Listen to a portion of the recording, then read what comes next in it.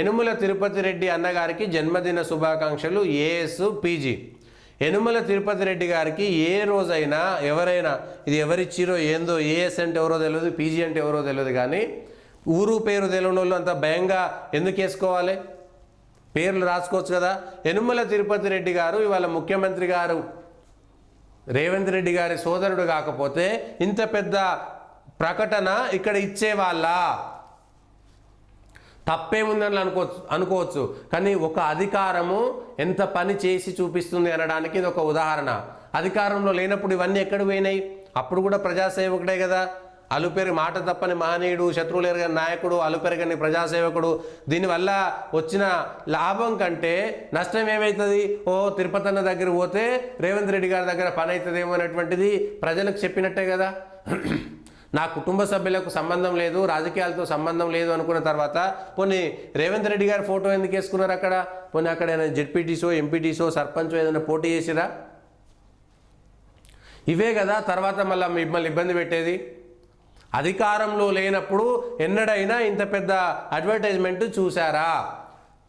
రేవంత్ రెడ్డి గారి సోదరుల పుట్టినరోజుకి అది ఇంత పెద్ద అడ్వర్టైజ్మెంటు మెయిన్ పేజీలో ఫుల్ పేజీ యాడ్ ఇచ్చారు అంటే దాని వెనుక ఎంత తతంగా ఉన్నట్టు.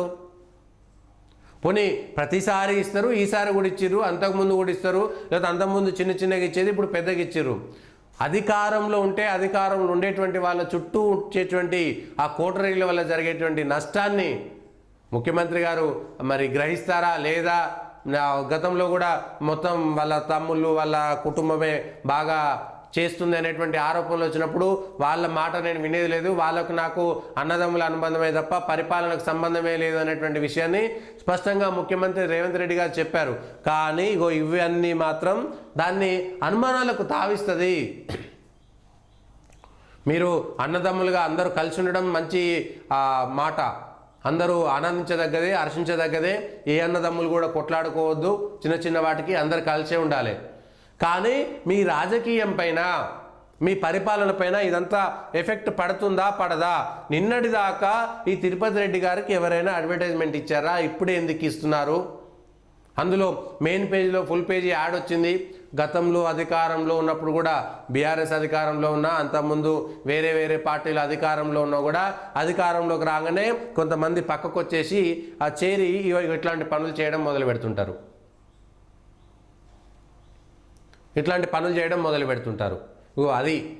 ఇది ఈ పార్టీకి, ఆ ముఖ్యమంత్రి గారికి, ఎందుకంటే అక్కడికెక్కడికో 1000 పెట్టుబడులు పెట్టిర్రు, వచ్చినాయి అనేటువంటిది చాలా ఉన్నాయి. కానీ అక్కడెక్కడో న్యూయార్క్ సిటీ కడతాము, ముచ్చర్ల దగ్గర న్యూయార్క్ సిటీ కడతాము, అక్కడ కడతాము, ఇక్కడ కడతామంటే అందరికీ అనుమానం వచ్చేది ఎక్కడ అంటే దాని చుట్టుపక్కల ముఖ్యమంత్రి గారికి, వాళ్ళ కుటుంబాలకు, లేకపోతే వాళ్ళకు సంబంధించినటువంటి వ్యవస్థల్లో ఉండేటువంటి వాళ్ళకి అక్కడ భూములు ఎక్కువగా ఉన్నాయా,